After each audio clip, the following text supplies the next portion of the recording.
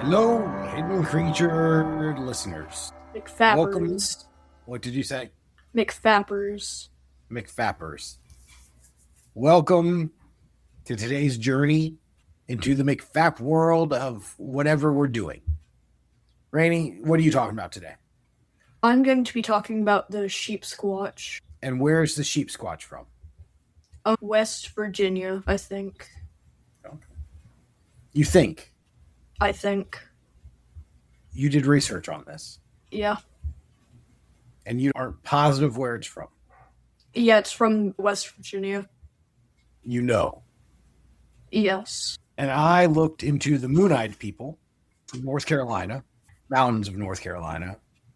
But then I also have another story about the property that was relayed to me by a person who doesn't necessarily want to come on the show, but has given me permission to share the story.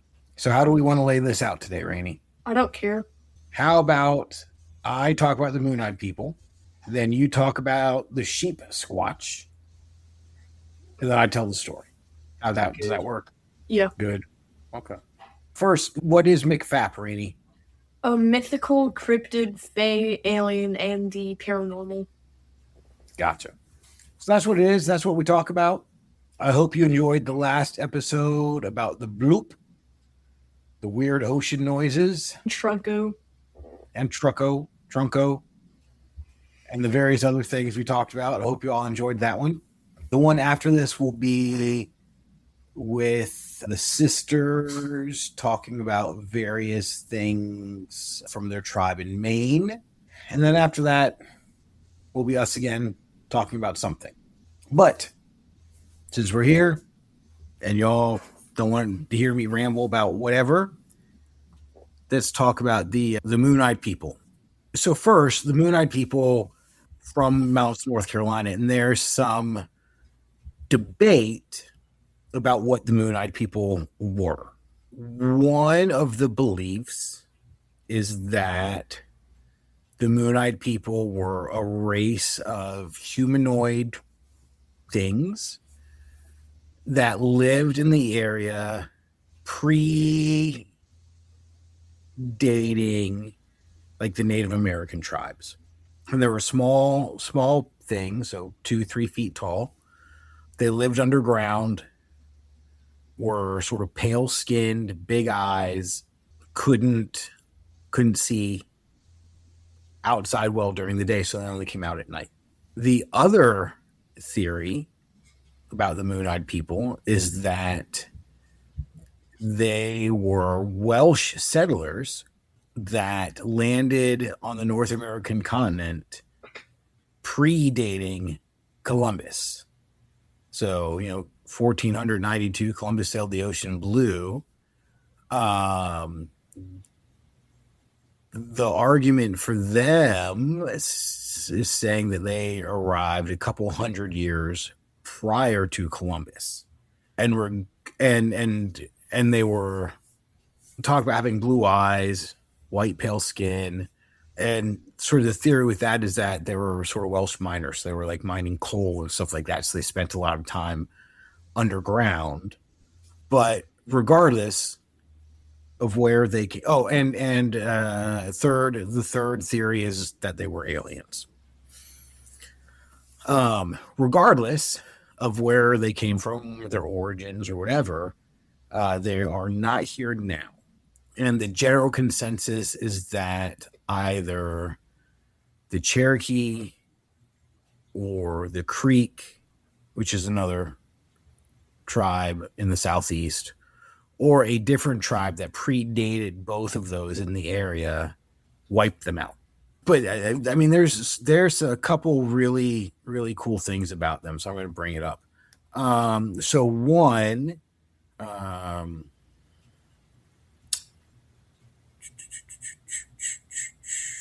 oh goodness, where is it?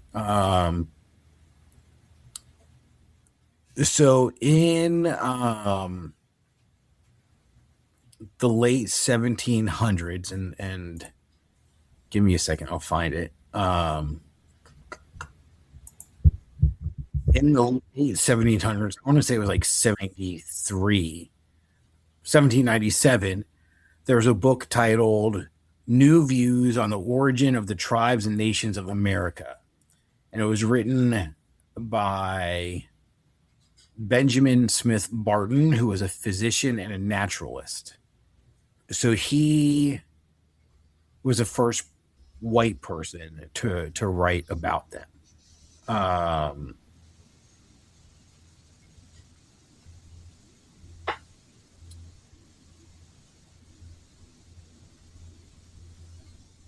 so he described them. Sorry, there's another author, John Haywood, who compiled a bunch of other stories or reports in a book from 1823 called The Natural and Aboriginal History of Tennessee.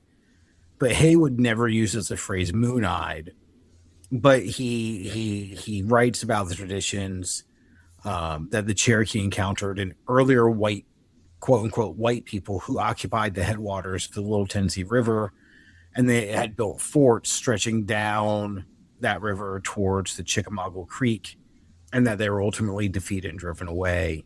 In 1810, Tennessee Governor John Sevier wrote to an Army officer who had requested information about quote unquote Welsh Indians. And then Sevier told him about a conversation that he had had in 1782 with a Cherokee war leader, Okonesto.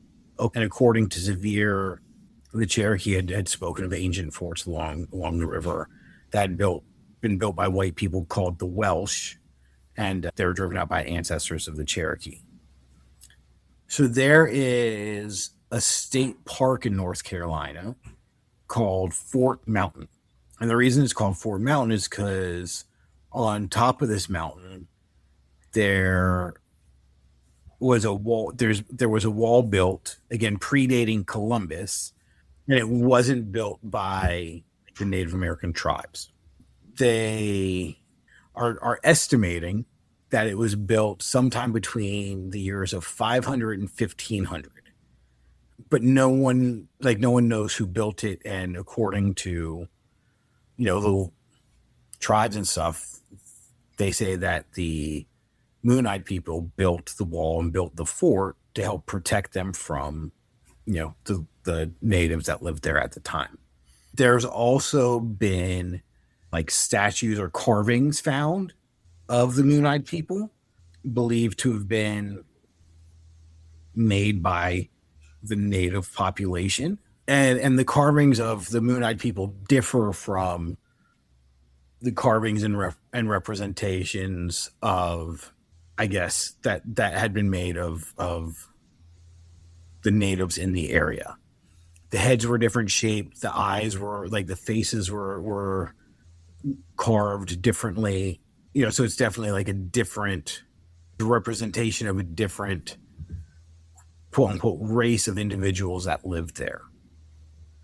Yeah, and again, like so like I said earlier, the history is a little interesting because there's documentation within white literature of these things. We have the native oral tradition, but figuring out what these things were when they were here, where they went to, that's where things get funny. The general consensus of when they left is that they had a big war with the native tribes, and the tribes either killed them or chased them out, one or the other. So that's the general consensus of how they left. But again, how they got here, the argument is that they were Welsh who came and came to this continent a couple hundred years prior to Columbus, or they were a race of little people, as many other Native American tribes have talked about, and these ones just happened to be in North Carolina and lived underground and in caves primarily, and pretty much only came out at night, or they were aliens. Yeah, so that's the Moon-eyed people. But if you go to, I think it's a state park, if you go to Fort Mountain State Park, on the plaques and stuff there, it does talk about the Moon-eyed people on the plaques in the park. So that's what I got, Rainey. What you got? Do you have any questions about that? No. Okay. So share with us the Sheepsquatch. The Sheepsquatch is also known as the White Thing. Since the mid-1990s, hunters and motorists in West Virginia have told another kind of story. They speak of a huge white animal that tears out of the brush, rank with a sulfur smell, big as a bear, yet shaped wrong for any ordinary creature. Sometimes it drops to all four legs and charges. Sometimes it rears almost upright, as horns and claws catching the light. Music chose to reprint this tale in her 1965 collection, The Telltale Lilac Bush and Other West Virginia Ghost Tales, placing it in the short Strange Beasts section that also includes stories of other inexplicable creatures. She struggled to classify these entities, writing that they were not quite ordinary ghosts or revenants, but malevolent supernatural manifestations of another order. A phrase that still shapes how writers talk about things today. One man reports a story from his grandmother, who was riding home from church when something erupted from the timber beside the road. In his account, the creature is a 4-footed, pure white beast, larger than a dog, yet not quite horse-sized, with a gaping mouth of razor teeth and a shriek like a woman in agony. The physical appearance of the Sheepsquatch varies between accounts, and is usually described as either a large creature that walks on 2 legs, similar to a Bigfoot or Sasquatch, or a 4-legged creature larger than a dog but smaller than a horse with sharp teeth. However, Sasquatch is almost always described as having white fur and horns. Stories usually describe the creature as aggressive, with some accounts detailing how the Sheepsquatch would eat horses and other farm animals. Sightings of Sheepsquatch are far-reaching. The West Virginia tourism website says sightings of the creature have been reported in the Point Pleasant TNT area, and Maroon County Tourism reports sighting of Sheepsquatch as far north as Rebsville. These are a few sightings of Sheepsquatch. In 1994, a former Navy seaman reported seeing the White Thing drinking water from a creek before disappearing into the forest. In 1994, 2 children in Boone County reported seeing a creature that looks like a large white bear standing on its hind legs in the forest. It ran away when startled by the children. In 1995, a couple driving through Boone County saw a large white beast sitting in a ditch on the side of the road. They stopped to try to get a better look at it, but this time the creature attacked their car. Strangely, in this encounter, the Sheepsquatch was described as having 4 eyes. In 1999, a couple of campers in Boone County heard an animal outside their campsite. Suddenly, the Sheepsquatch charged out of the darkness. The White Thing chased them to the edge of the forest before turning around. The next morning, they reported their campsite had been torn apart. In 2015, a group of campers saw the Sheepsquatch at Folks Run, which they reported as being 8 to 9 feet tall. It approached them but was not able to reach them because they were separated by a river. The White Thing tried to cross but was unsuccessful. The campers said that it looked like a bipedal dog with thick white fur. To date, most sightings have taken place in Boone County, Putnam County, and Mason County. And my sources were AppalachianHistorian.org and Cryptophilia.com. Cool. Oh, I forgot to give my... Oh, and there's also a golf course based on that. Golf course. Gotcha. Based on the White Thing. Okay, my resources were, just jumping back to mine real quick, hillbillyslang.com, allthat'sinteresting.com, appalachianhistorian.org, and appalachianmemories.org. So, Rainey, do you think the West Virginia Sheepsquatch and the Alabama White Thing are related? Or do you think it's 2 separate creatures? I think it's... I don't know. Take a guess. Oh, my guess is I don't know. Well, you don't have to know. Just in your gut, do you think they could be the same, or do you think it's 2 different things? I think both of them are equally likely. Are equally likely. But creatures, do you think they're the same creature? Maybe. Or like, maybe? You are just a wealth of committance today. It's hard because the white thing can reportedly shapeshift, so. Gotcha. Well, I'm just asking your opinion. I don't know. Child. Again, people can't hear you scowling at me. Okay. Do you have any questions about the blue-eyed people? No. No. Do you have any questions about the Sheepsquatch? So primarily in West Virginia? Yeah. Well, I think you did a good job. Are you ready to hear this story? Yep. Okay. So I was talking to a person that was out at the property very early on. And on the property, there's a building with a kitchen in it. And the kitchen has a little office off to the side. And from the office, you can see the stove and oven area. And there's a big metal exhaust system, hood system over the stove, right? And so this person was standing in the office and looking out and saw a reflection. And the person was hearing some noises in the kitchen.